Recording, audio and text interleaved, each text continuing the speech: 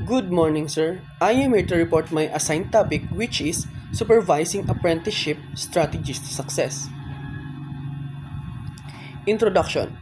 Supervising an apprentice is the process of overseeing and guiding an apprentice on-the-job training to ensure they safely acquire the skills and knowledge needed for their qualification. Supervising an apprentice involves, so dito dapat rin natin malaman ang role ng isang trainer sa training. Number 1, ensure safety. The supervisor is responsible for the apprentice safety for ensuring they achieve the required skills and knowledge. So dapat ina-assure din ng isang trainer na safe ang training center at ang trainee na mismo. Siya yung namamahala sa safety ng lahat. Number 2, providing support. The supervisor should support the apprentice skills development and help them to gain confidence. So dapat daw ang trainer ang nagbibigay ng boost ng confidence. Dapat mas pinapalakas nito ang loob ng isang trainee para makuha or ma-acquire ang skills na nararapat sa kanya.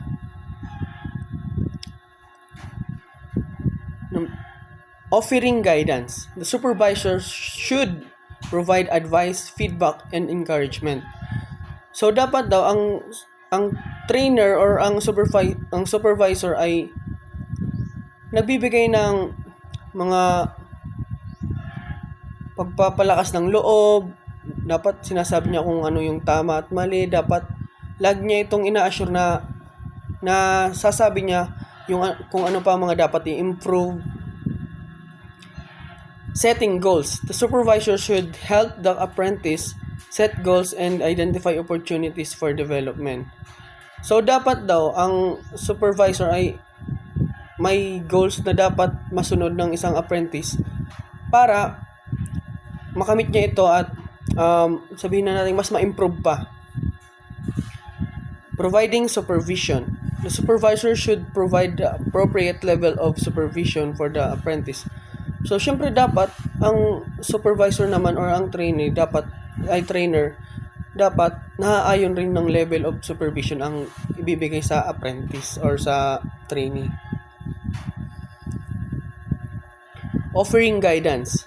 The supervisor should provide advice.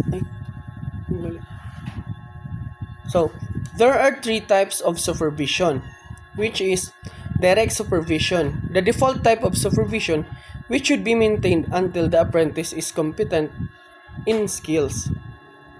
Direct supervision involves a supervisory figure closely monitoring and guiding the activities and performance of individual or employees.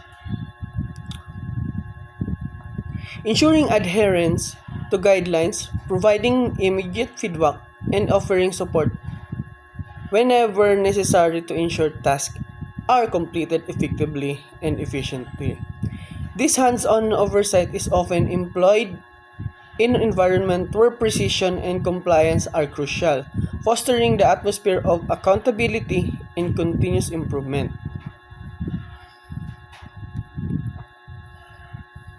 Direct supervision. The supervision intermittently monitors the apprentice at a safe and appropriate frequency. It involves overseeing activities or individuals without constant direct observation, relying instead on a periodic check-ins, feedbacks mechanism, and established guidelines to ensure that tasks are being carried out effectively and correctly. This approach allows for a degree of autonomy while still maintaining the necessary oversight to achieve desired outcomes and standards. Broad supervision. The supervision is not always near the apprentice. Broad supervision refers to an oversight approach where a person or group provides general guidance or direction without becoming involved in every specific details. This type of supervision allows for a level of autonomy among those being supervised, enabling them to make independent decisions while still aligning with the overall goals and objectives. It is often employed in environments where creativity and self-direction are encouraged, allowing individuals the freedom to explore innovative solutions while still being accountable to broader organizational to project expectation.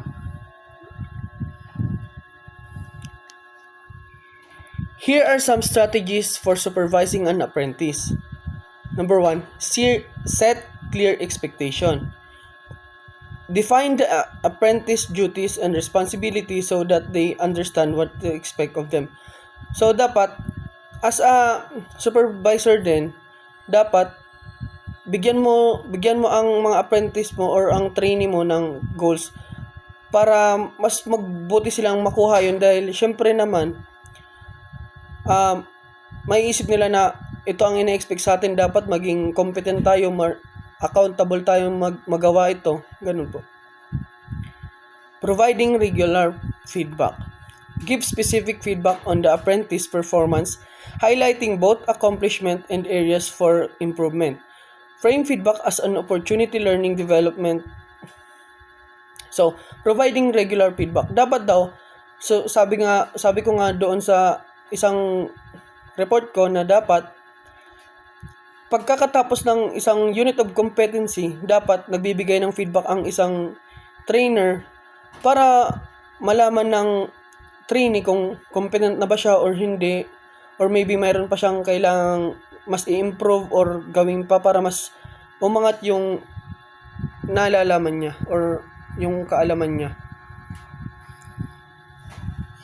Offering on-the-job training provides hands-on experience and real-world tasks so that apprentice can apply what they learned. So, syempre, dapat daw, hindi lang sa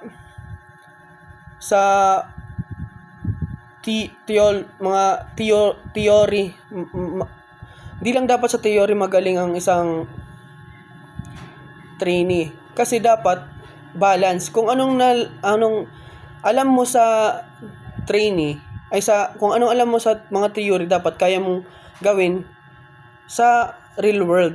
Dapat ma-apply mo yun sa totoong buhay. Ganun po. Mentoring. Share your knowledge and experience, provide advice and guidance, and act as a sounding boards for the ideas. So, mentoring. Dapat, as a trainer, binibigyan natin ng mga advice, magagandang di naman totally sa salita or bigyan natin ng magandang ideas and motivation ang trainee para rin sa ikauunlad nila. Celebrate success. Celebrate the apprentice success and build their confidence, independence, and self-belief. So, syempre, dapat rin, isineselebrate din ng trainee and ng trainer ang success ng isang trainee. Syempre, para ma-boost ang confidence at bilang award na rin na nagpapaalam na may natapos na siya or may nagawa na siyang naaayon sa unit, sa competency. Identify development opportunities. Help the apprentice identify development opportunities and set goals. So, syempre dapat bigyan din natin ng room for improvement and development para mas makuha natin yung goals na gusto rin ng institution at syempre ng trainee also. Get staff buy-in. Ensure staff buy-in when hiring an apprentice, as they will most likely end up mentoring the apprentice more than you do. So, sa get staff buy-in, yung mga prior learning or mas ahead sa ibang trainees, yun na rin yung pagtuunan mo ng pansin kasi sila rin yung tutulong sa iyo at dito nga sabi, mas gusto nila na mas makatulong pa sa mga klase or sa mga medyo may kahinaan or medyo nahuhuli sa mga lesson. Yun lamang po. Thank you.